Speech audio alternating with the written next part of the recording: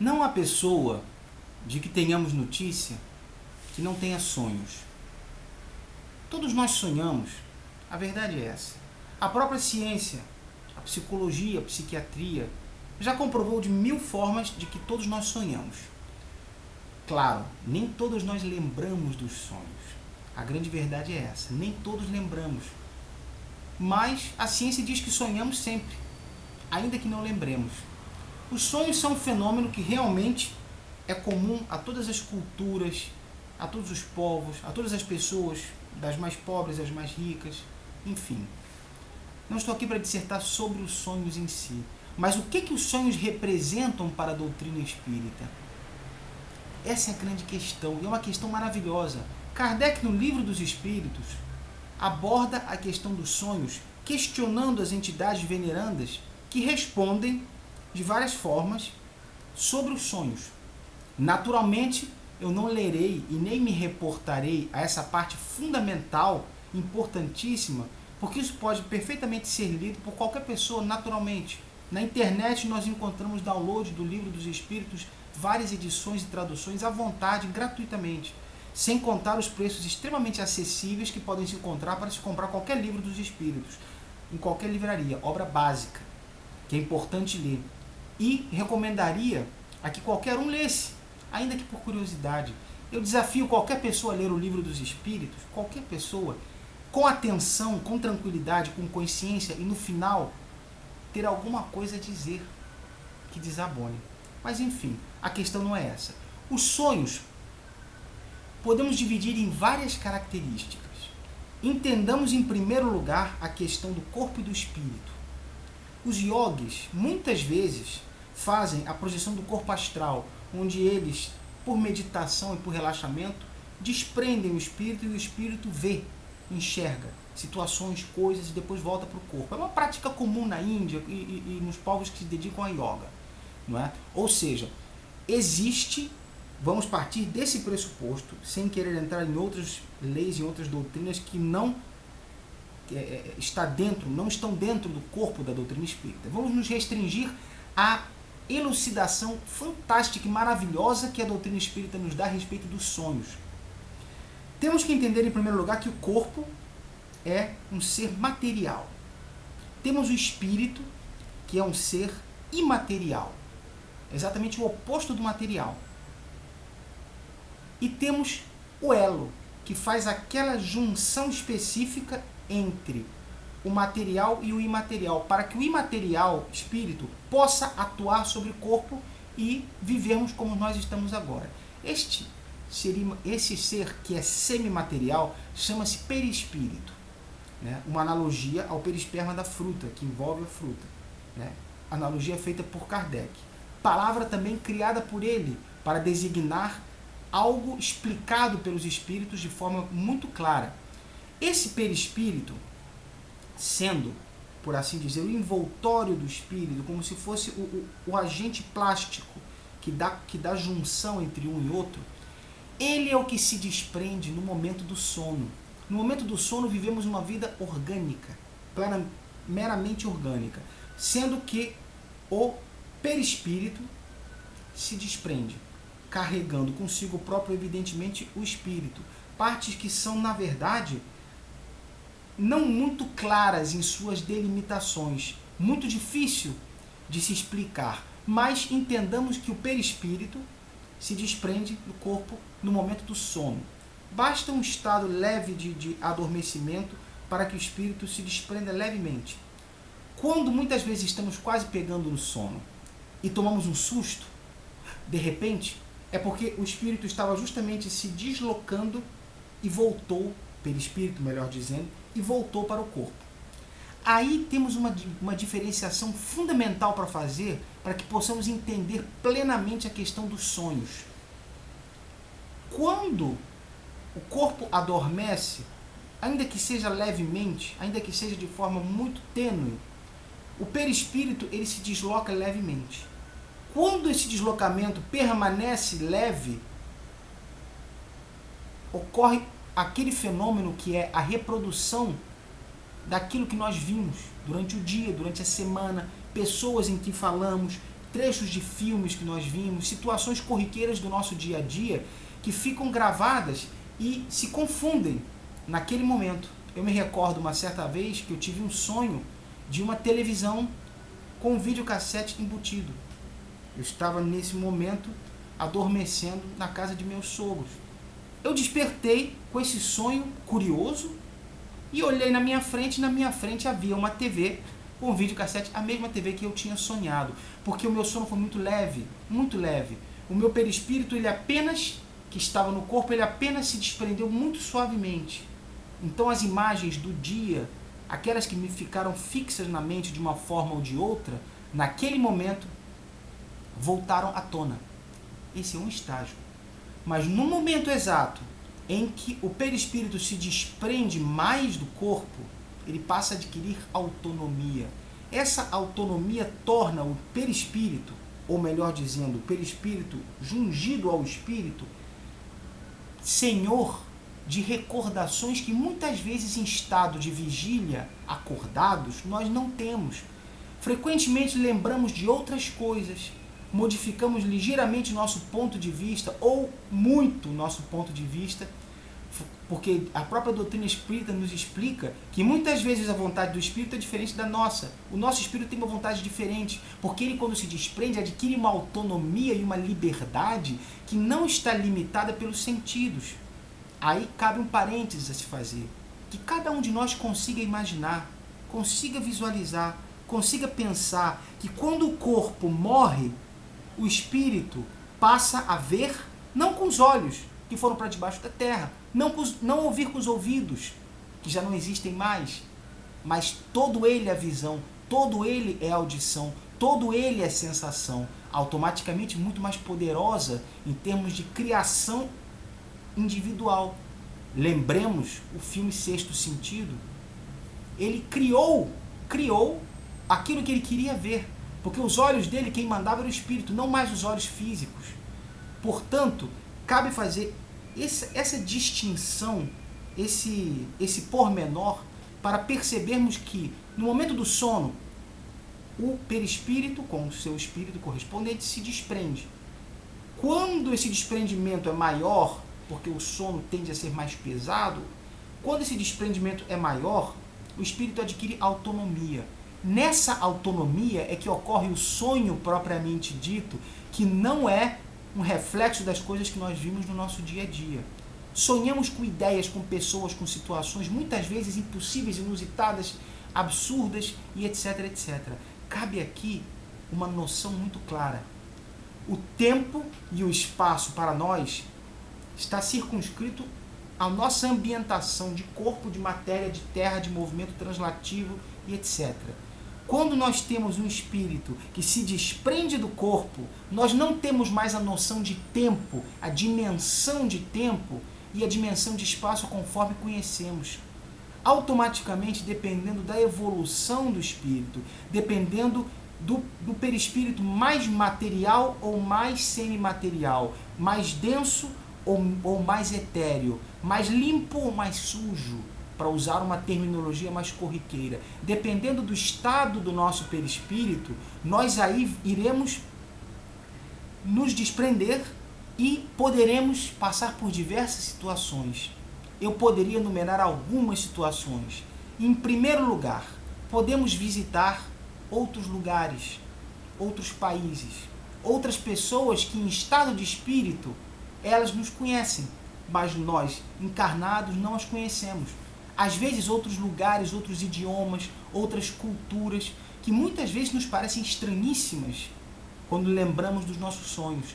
Então, esse primeiro passo de desprendimento, podemos encontrar outras pessoas, outras culturas, conversar com outras pessoas que também se desprenderam, mas não somente isso. Em segundo lugar, podemos recordar fatos passados, como se fosse uma tela. Podemos recordar momentos que nós vivemos até mesmo em sonho, em semanas, meses, horas, dias passados.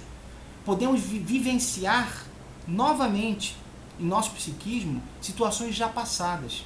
E dependendo da evolução do espírito, podemos nos desprender na dimensão tempo e podemos visualizar situações futuras. Aí as predições, as previsões do futuro que as pessoas fazem em sonhos. Sonhei que você iria sofrer um acidente e a pessoa sofre realmente. Isso é justamente pelo desprendimento do espírito que, devido à sua característica de evolução, ou até mesmo a sua característica própria, ele consegue se projetar no tempo. Às vezes é permitido, às vezes não é permitido. Às vezes ele é levado, ainda que não seja evoluído, mas ele é levado a uma dimensão de tempo diferente, onde ele pode visualizar lá na frente. Essa é uma outra situação passível nos sonhos. Quando falo em dimensão tempo, é importante nós percebermos uma analogia feita por Kardec, aliás, perfeita. Como o espírito prevê o futuro? Ele se desprende no tempo de que maneira? Kardec nos faz uma metáfora muito perfeita. Ele imagina uma montanha em cujo solo se encontra um viajante. Esse viajante nada mais vê além do que a sua visão consegue atingir. Ele vê apenas uma pequena estrada cujas curvaturas e árvores e etc. e caminhos ele já não consegue ver mais. A visão dele é muito limitada naquele ponto. Um amigo seu, na medida em que sobe a montanha, começa a enxergar de cima. No que ele enxerga de cima, ele começa a ver o caminho que será trilhado, por certo, pelo viajante. Quando ele chega no alto da montanha, ele observa o caminho todo que será trilhado pelo viajante. E ele percebe que num determinado ponto do caminho existe uma fera. E essa fera está dormindo, adormecida. E ele percebe que não há nada em volta dela. Ela provavelmente comeu há muito tempo, deve estar com fome. Evidentemente Kardec não disse isso tudo, eu estou narrando ao sabor da minha própria emoção. Mas o que acontece? Do alto da montanha, aquele amigo do viajante percebe que o viajante, num determinado momento, veja bem, na velocidade que ele vai andando, ele vai demorar um dia para chegar naquele caminho onde a fera está lá. E provavelmente ele será mordido e morto pela fera. Então o amigo prevê a morte do viajante. Se as coisas continuarem o seu curso conforme estão, acontecerá aquilo. Porém, esse é um futuro não fixo, porque de repente o viajante chega num determinado ponto e se lembra que esqueceu de provisões e volta. Nisso que ele volta, ele demora muito tempo e a fera se desloca e vai para outro lugar. Então, esse destino, esse futuro, o futuro ele está escrito, mas determinadas coisas não estão escritas. Essa confusão é que faz a vida do ser humano se tornar, às vezes, uma coisa atribulada, porque ele não consegue identificar a diferença entre o que está escrito, entre aspas, e o que não está escrito, entre aspas também. Então, um ponto dos sonhos é justamente quando o espírito pode se desprender para o futuro ou para o passado. Esse é um ponto. Porém, outro ponto interessantíssimo é quando o espírito se desloca mais além e caminha em outros territórios do universo, em outros planetas, onde ele verifica outras vidas, que foram as vidas dele, ou que talvez até venham a ser. É uma outra realidade. Não podemos esquecer que entre o pequeno desprendimento e o grande desprendimento existem gradações. Então, no momento em que o espírito está ainda muito ligado ao corpo, mas se desprendeu ligeiramente, ele pode ver pessoas desencarnadas conversando com ele, mas ao mesmo tempo ele pode também materializar imagens em estado de vigília que ele guardou. O caso do meu exemplo da televisão, eu poderia naquele momento ver a televisão, mas me inclinar e conversar com uma pessoa, por exemplo, desencarnada. Essa confusão é que faz com que de repente nós não tenhamos uma noção exata do nosso sonho e nos pareça absurdo. Não podemos esquecer um outro pormenor. Se eu contasse uma história e determinadas frases fossem suprimidas, a história ficaria ininteligível. Ninguém conseguiria entender. Se eu dissesse, por exemplo, que uma pessoa foi para um lugar e depois dormiu. Mas como? Eu estou contando o final da história. Eu estou cortando a história. O sonho é assim. Quando nós não lembramos de tudo, nos parece uma loucura, uma coisa inverossímil. Porque os trechos que nós lembramos, muitas vezes não se coadunam e fazem com que o sonho não faça sentido. E por que lembramos e por que não lembramos? Esse é outro ponto que a doutrina espírita nos esclarece de forma belíssima. Muitas vezes, a natureza do nosso perispírito, a natureza nossa do nosso fluido vital é de tal espécie que é mais propensa a essa lembrança. Outras vezes, nosso fluido vital, a característica de densidade do nosso perispírito, as nossas características individuais não são aptas a recordações de sonhos. Quando acontece isso, de nós não termos essa facilidade, ou mesmo quando temos a facilidade, os benfeitores espirituais, os mentores, os nossos guias espirituais, que a Igreja Católica chamaria de anjos da guarda, aqueles espíritos num grau elevado, mais elevado do que nós, encarregados de nos assistir, de nos aconselhar, de nos dar, digamos, toques para nos auxiliar na nossa caminhada, esses espíritos muitas vezes nos auxiliam, magnetizando-nos, dando-nos passes, auxiliando-nos a lembrarmos dos nossos sonhos. Mas nem sempre convém que nós lembremos, porque a vida espiritual, a realidade espiritual é diferente da nossa. Então, muitas vezes, não convém que nós façamos essa mistura, que nós vivamos na nossa lembrança em dois mundos. Mas eu lhes garanto, aquilo que se sonha e se esquece, frequentemente volta como recordação vaga, como intuição. Num determinado momento, ao invés de fazer uma coisa, eu faço outra, porque eu sonhei com isso, mas eu não lembro do meu sonho. Mas aquilo me vem num momento, e naquele momento eu me inspiro e faço outra coisa diferente. Mas, quando interessa que nós lembremos dos nossos sonhos, nós somos auxiliados pelos mentores espirituais a lembrarmos dos sonhos. Aí, cabe colocar um ponto muito interessante. A mediunidade, a capacidade da vidência que eu não possuo, da clareaudiência que eu não possuo, de todas as características mediúnicas que eu também não possuo, eu apenas psicografo um pouco, mas mesmo assim eu duvido muito daquilo que eu faço. As características da mediunidade, os dons mediúnicos, a capacidade de prever o futuro e etc., são características, entendam bem, que independem da evolução do espírito. Não são características que demonstram elevação espiritual ou qualidade de ninguém. O que caracteriza a evolução espiritual é a natureza das mensagens, aquilo que elas buscam, aquilo que elas inspiram, a paz, o bem, a regeneração, o estímulo, a criatividade, a beleza, aquilo que ela nos traz de instrução, de cultura, que ela nos incentiva a humildade, a caridade, o perdão, a benevolência. Todas essas características combinadas a uma linguagem coerente, uma linguagem bela e equilibrada, fazem com que aquele médium possa dizer: esta é uma comunicação elevada. É a natureza da comunicação. Como Jesus disse, uma boa árvore dará bons frutos, uma má árvore dará maus frutos. Então, pelo fruto se conhece a natureza da árvore, pela mensagem se conhece a natureza do Espírito que a enviou. Nem sempre o Espírito que diz e assina uma mensagem é exatamente aquele. Pode ser um enviado, pode ser uma pessoa, ou melhor dizendo, um Espírito, que foi designado pelo seu mentor, por exemplo, São Vicente de Paulo, para passar a sua mensagem. Quem passou a mensagem não foi São Vicente de Paulo, foi um espírito de grande elevação, que foi designado por São Vicente de Paulo. Então, a mediunidade, como característica, não tem a ver com elevação. A natureza daquilo que se diz e daquilo que se almeja e daquilo que se consegue através da mensagem é que vai definir a natureza da mensagem e, por consequência, a natureza do médium. Portanto, a capacidade de recordar os sonhos não tem a ver com elevação nossa. A capacidade de recordar as minúcias dos sonhos não tem a ver com a nossa capacidade.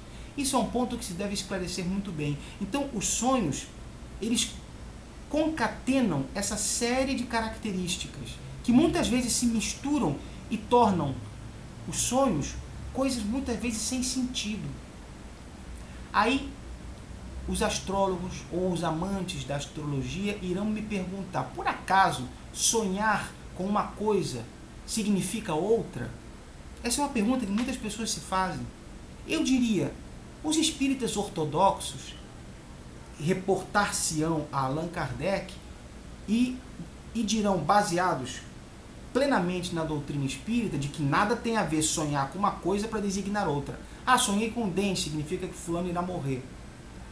Todos dirão isso baseados na codificação, o que é perfeitamente correto, mas tem um detalhe que, pelo menos até hoje, não vi que ninguém lembrasse. Se eu sonho com um espírito desencarnado que sabe que eu consulto manuais de astrologia, que sabe que eu leio nos manuais o significado dos sonhos, e se ele quer me transmitir algum tipo de mensagem, é provável que ele traga algum objeto ou alguma coisa para me mostrar, porque sabe que eu irei pesquisar aquilo. Ah, mas isso seria incentivar uma mentira, uma coisa falsa? Não. Os espíritos se utilizam de mecanismos e de instrumentos para atingir os seus desideratos, para atingir os seus objetivos, que nem sempre são aqueles academicamente estabelecidos. Se eu, por exemplo, consulto manuais de astrologia que me dizem que sonhar com dente significa morte, talvez em sonho um espírito desencarnado converse comigo e faça assim e mostre um dente, porque ele sabe que eu consultarei. Não é que o dente necessariamente signifique a morte de alguém, mas como ele sabe que eu consultarei, ele pode me mostrar, porque ele sabe que eu irei pesquisar nisso. Irei chegar a essa conclusão. Não é que uma coisa signifique outra, mas pode ser que para o espírito convenha, de alguma maneira ou de outra, fazer aquela associação. De repente, quando a gente vai ler no livro, talvez a gente veja outra coisa que nos ensine outra coisa. A espiritualidade superior é que sabe os objetivos que ela tem e aquilo que ela almeja. Isso é importante destacar. A astrologia, como disse em outro vídeo, ela não é considerada uma ciência. A astronomia sim, mas a astrologia não. Porém, muitas daquelas informações nos servem de apoio, nos servem de base de pesquisa. Base de pesquisa para estabelecer na doutrina espírita e descobrir na doutrina espírita onde estão os pontos que se ligam e que fazem com que nós entendamos certas explanações, certas teorias, certos conceitos.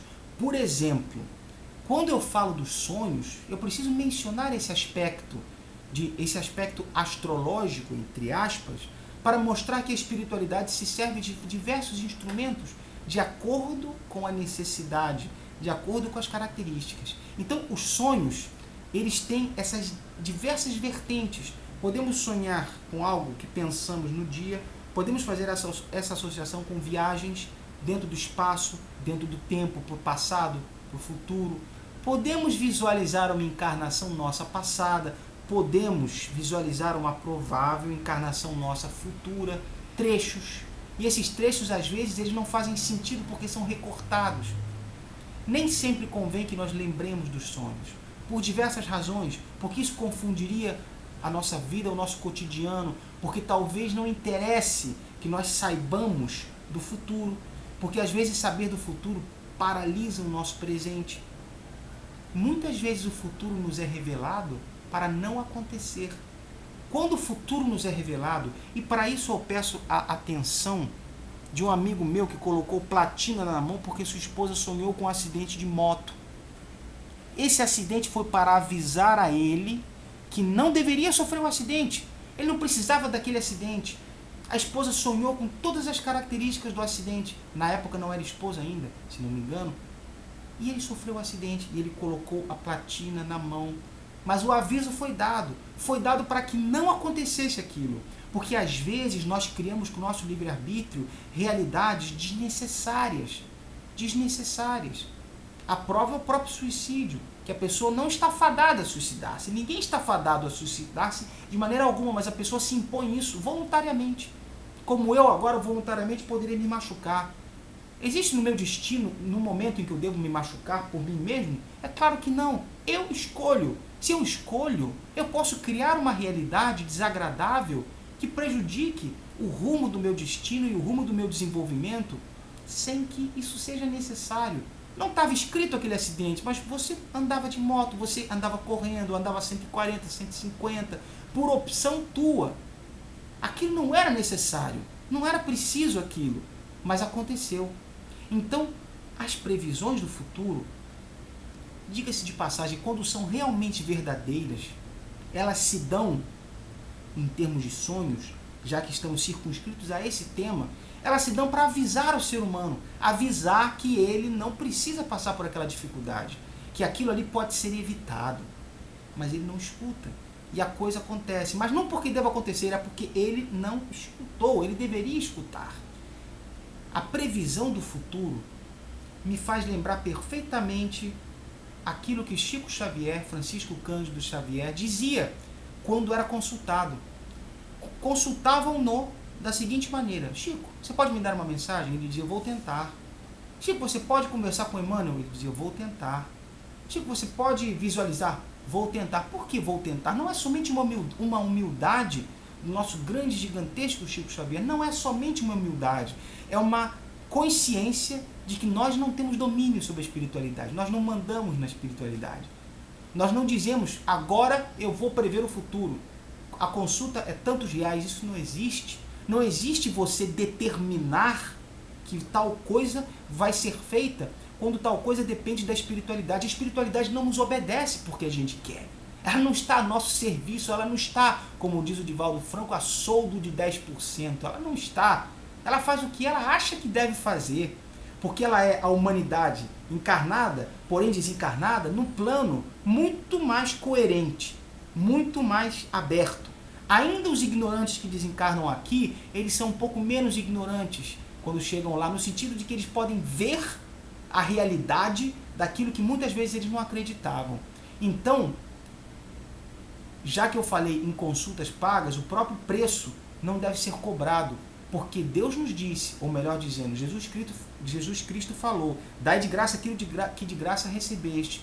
Ou seja, não deve haver comércio com isso. Tanto é que Divaldo Franco e Chico Xavier eram funcionários públicos, foram funcionários públicos e se aposentaram e viviam com dinheiro de funcionário público. Não viviam da religião, viviam para a religião. Esse é um ponto fundamental a ser considerado. Então a previsão do futuro que ocorre nos sonhos, não poderia dizer agora que sempre se dá como um aviso, mas talvez sim, talvez sempre se dê como um aviso. A previsão é sempre algum ensinamento, é sempre algo que a espiritualidade quer nos informar, quer nos dizer, quer nos ensinar.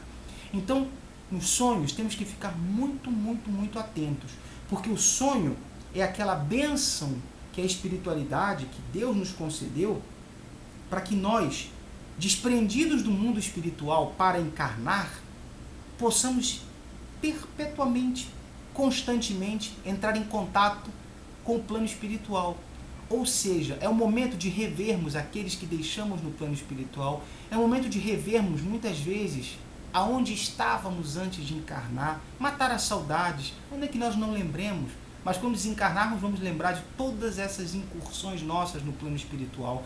Então o sonho é um descanso que Deus nos concede para revermos o plano espiritual, é um desprendimento, mas esse desprendimento sempre ocorre com o perispírito e o corpo, onde há uma ligação, há um elo fino que ainda deixa preso o corpo ao perispírito, o corpo ao espírito.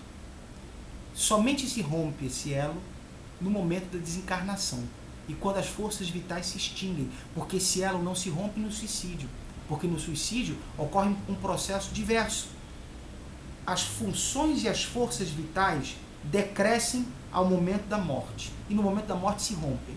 Mas essa é a morte natural, por acidente, por doença, por qualquer situação de morte, sempre há um decréscimo das forças vitais e a extinção das forças vitais para o rompimento dos laços. Mas no suicídio não, esses laços estão em pleno vigor e eles permanecem. Muitas vezes o espírito sentindo as sensações da decomposição cadavérica e dos vermes roendo o corpo. Ou seja, essa extinção das forças vitais tem relação com a nossa programação espiritual. Morreu no dia certo, são as extinções das forças vitais ou a extinção das forças vitais que se opera. Nos sonhos, essa ligação permanece sempre. Ela permanece sempre. Só vai ser rompida no momento da morte. Então, o sonho, na nossa vida, ele precisa ser interpretado no sentido não astrológico, mas no sentido do que o sonho quer nos dizer, o que ele quer nos informar, qual é a função dele nas nossas vidas. Muitas vezes sonhamos com pessoas que desencarnaram, que nos dão informes, que nos contam histórias, que nos falam, e muitas vezes lembramos de pouca coisa disso, ou de muita coisa. Mas temos que ter em mente que o sonho é um ensinamento, algo que tem que ser dito para nós, algo que nós precisamos ouvir, precisamos conhecer. Não é um produto da nossa mente. Às vezes, como eu falei, se há um pequeno desprendimento, pode ser que a nossa mente crie essas imagens.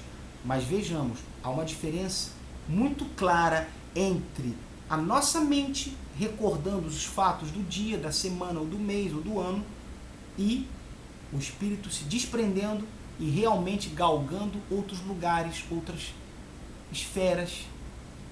Frequentemente ocorre em sonho de pessoas visitarem lares que não conhecem e futuramente se encontram naqueles lares e conferem todas as características que haviam visto em sonhos. De repente você diz, já estive aqui. Não, você nunca esteve aqui. Já estive aqui. Aqui você tinha um livro assim, aqui você tinha uma estante assim, uma poltrona desse jeito. E a pessoa para e diz assim, não tenho, mas eu tinha 6 meses atrás. Muitas vezes ocorre isso. A literatura espírita ela é abundante sobre essas experiências e sobre esses resultados. E aí vale a grande questão. Criaríamos uma explicação forçada? Leigos criariam uma explicação forçada para dizer que no momento do sonho que houve uma telepatia em relação a outra pessoa em outro lugar, onde você visualizou a casa dessa pessoa? Em primeiro lugar, isso já seria uma comprovação do desprendimento da consciência. Esse desprendimento precisa de uma regra, de um conhecimento científico em volta. Isso é o que a doutrina espírita nos dá. Quando a doutrina espírita fala rapidamente dos sonhos no Livro dos Espíritos, em outros livros e espalhados por toda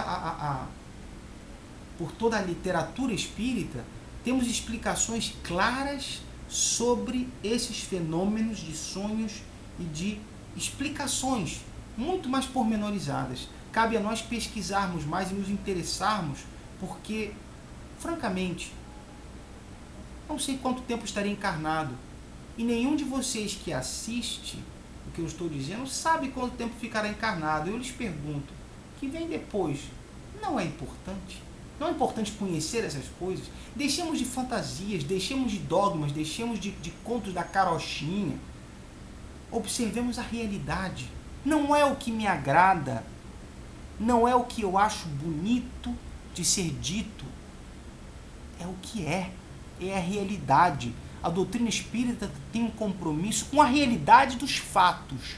Não interessa a fantasia, o místico, o mítico, o mito. Não interessa a fantasia, o devaneio, interessa o fato. É ou não é? Ah, eu sonhei que eu fui tal coisa, eu tive uma visão. Vamos conferir?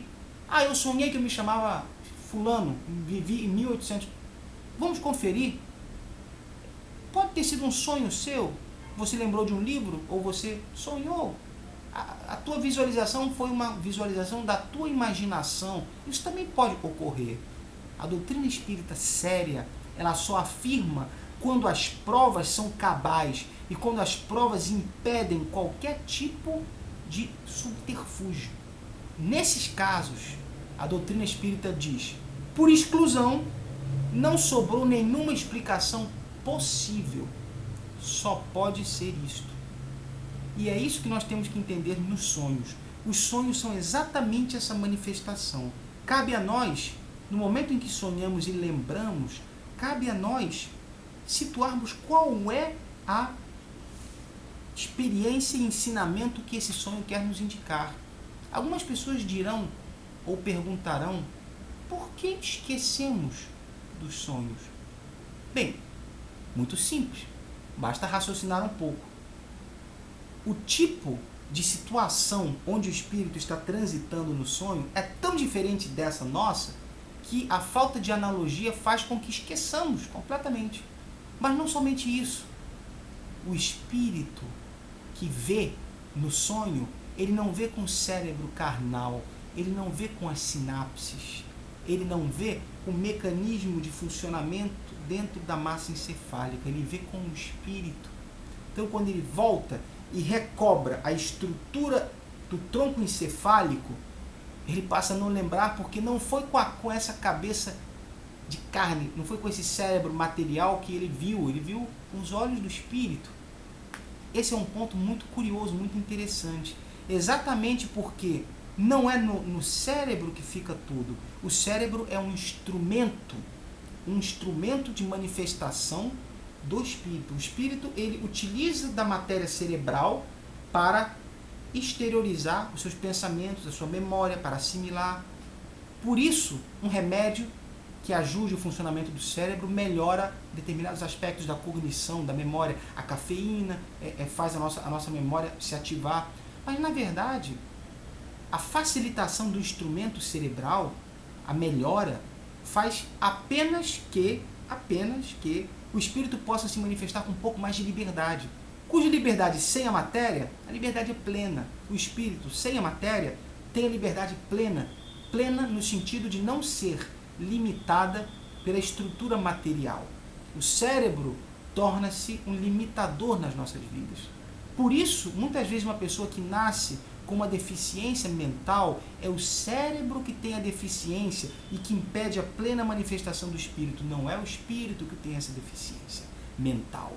Tanto que o espírito, muitas vezes em sonho, ele sonha normalmente. E muitas vezes em evocações feitas, inclusive pela própria equipe de Kardec, evocado o espírito de uma pessoa com deficiência mental, o espírito revelou-se perfeitamente normal, sentindo-se inclusive preso, inclusive sentindo aquela opressão da limitação do instrumento cerebral. Esse é um ponto muito importante. Então, a diferença entre a nossa lembrança, quando nós despertamos de um sonho, tem a ver também com a estrutura do nosso cérebro, porque a gente passa a ver com a nossa estrutura da máquina física, coisa que não aconteceu no momento do sonho. No momento do sonho, nós vemos com o olho do espírito, digamos assim. Essa diferenciação é importantíssima que se faça clara.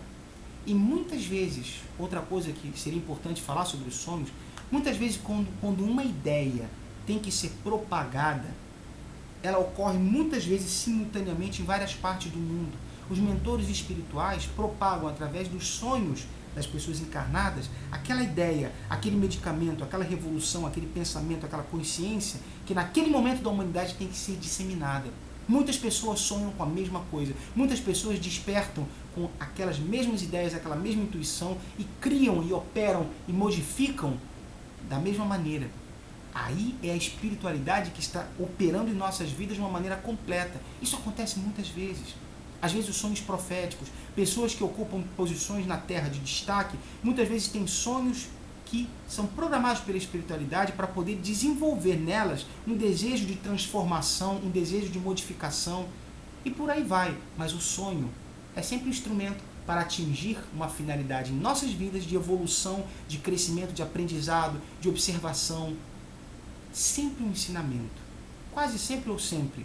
Mas podemos dizer, o ponto de ensinamento é um ponto nevrálgico, é um ponto vital. Isso é importante, que nós guardemos sobre os sonhos. E quando sonharmos da próxima vez, anotemos no momento de despertar, com uma caneta e um papel do lado da cama. Anote porque provavelmente aquilo ali vai ter um significado na sua vida, de uma forma ou de outra. Quando nós não lembramos dos sonhos é porque não interessa que nós lembremos. Mas quando lembramos, procuremos entender qual é a mensagem que está ali. O que estão querendo me dizer com isto? E certamente as nossas vidas, além de nós entendermos o que é o sonho, nossas vidas serão certamente muito melhores. É o que eu desejo para todos e até o próximo vídeo. Fiquem com Deus, um abraço fraterno em nome de Jesus Cristo, nosso Senhor. Até a próxima. Um abraço.